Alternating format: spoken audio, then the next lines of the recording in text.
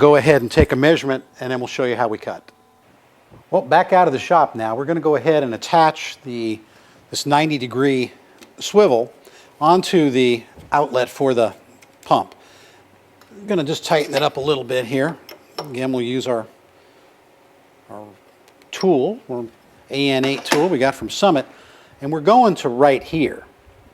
So this is a AN8 fitting. These were from the MESDEA. Those were 1/2-inch pipe threads, so that worked out pretty good. So we put a 1/2-inch to AN8 adapter on here. Put a little tape on there, some Teflon tape to get a nice seal. We're going to go ahead and take this one apart, just like we did on the other one. And this is where it's going to be in space here. We're going to go ahead and put this one on. We're going to take our hose and just figure out where we're going to need to cut it. And we'll give a little bit extra, but we've got a fairly short run right here. I hate to waste the hose, but if the worst thing to happen, if we cut it a little bit short, we just take it all off and make it a little longer. But I think we cut it about right here, and we'll be in pretty good shape. We'll put a mark on that, we'll take this off, and we'll show you how you cut this without fraying the ends too badly. In the shop, again, we're going to cut this now. So like we talked about, what we really want to do is prevent this from fraying when we make this cut. We want to have a nice factory-looking cut. There's a couple of different tools that you can use. One is a hacksaw. 32 teeth per inch or more. The finer the blade, the better. I've just never had luck with hacksaws. This one, as you can see, is worn off. It looks like a 32-tooth hacksaw to me. I can't tell for sure. So without having a new blade here, and I probably do, but oh well. This is what I really like to use. Just a Dremel tool. You can use a bigger tool. This is the one I just happen to have with a nice thin blade. If you've watched our Mini Cooper construction, actually the destruction portion of it, you saw us in there with a big cutter and a die cutter. So a finer tool for a finer job. We'll go ahead and use that. Got the end on. We've got a mark here. We're going to go ahead and measure where that mark is. 9 3/4 inches. Electrical tape seems to be the best friend for all this. So we're just going to go ahead and wrap this. Because then that mark disappeared. That's why we had to try to put it in the center of the mark. It just makes everything a little simpler. And we're just going to put a couple of turns of some tape on this.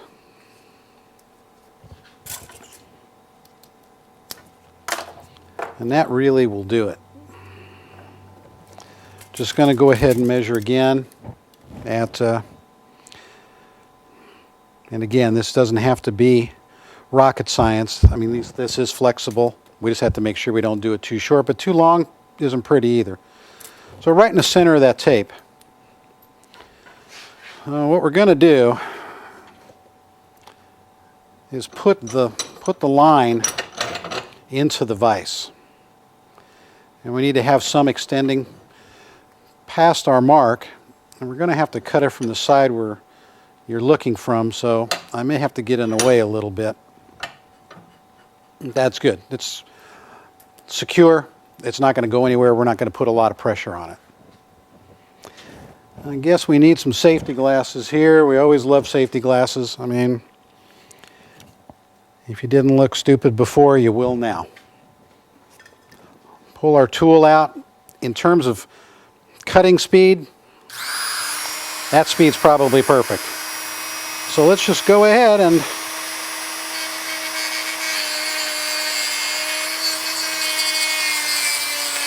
cut away.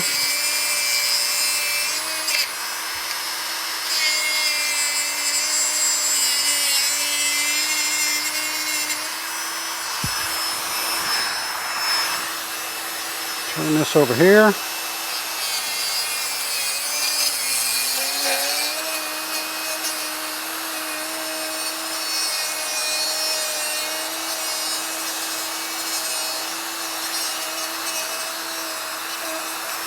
Hate to get in the way of all the action, but I'm going to have to.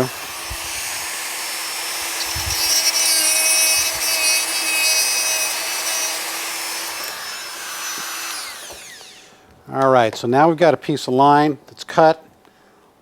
Looks pretty good. The ends should not be frayed. I'm going to go ahead and take the tape off. You've seen the procedure. I'm going to drop these on, bolt it up on the car, and let you see what the finished product looks like. We've got our line made now. The other end, the straight end, went on just like our swivel elbow did here. We're going to go ahead and put this on the car. Doesn't matter which side you do, it just happened to be here. We'll tighten this one down. Go ahead and put this end on. Always remembering not to cross thread. And there we go. Once you get a little hand tight, pretty sure sometimes you have to wiggle it a little bit back and forth just to get the thread started. Got that one hand tight. Take our wrench, cinch that up good.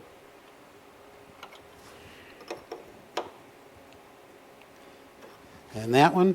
And we have our first piece of plumbing done for our water-cooled motor. And now we're going to work the rest of it up, come out of the controller into our stock radiator, and we'll have a water system.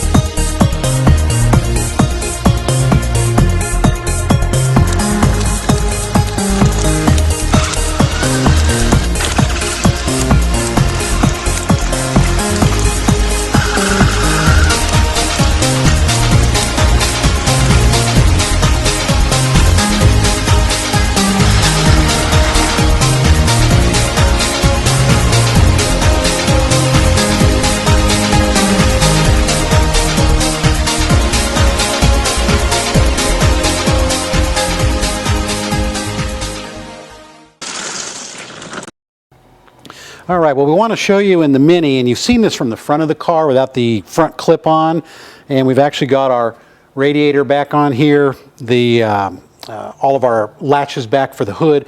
So we're kind of ready to seal it up and start putting the car back together, but we're finishing up the plumbing for the water cooling system for both the MES-DEA motor and the TIM 600 controller. You can see we've done it all in the braided stainless line, plumbed it in both number 8 and 12. If I can kind of show you a little bit what we've got, here's our fitting right here coming out of the radiator, and it comes across the number 12 fitting here is going up into the inverter.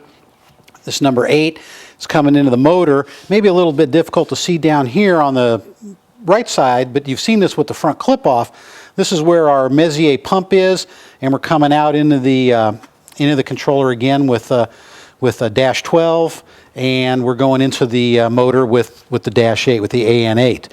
What we're going to do now is we need to be able to fill this. In a lot of vehicles, there's no more radiator cap on top of the radiator, so I want to show you what we're planning to do with this. What we're going to do here is we're going to take this line off, because we want to use the stock bottle here. We've got our breather, and we've also got the stock bottle, but it went into the thermostat housing in the engine. So what we're going to do is we're going to cut this off here. We're going to put a AN8 T-fitting in the line right here where I've marked it. We're going to take this off, and we're going to drop this line to fill it right into that into that coolant line. So we're going to go ahead and yank this thing, and we'll take off the one on the pump side as well. Going to put a cap on it. We don't think it's going to leak, but we don't want to take any chances. These little tools are kind of cool. They don't really mark up these fittings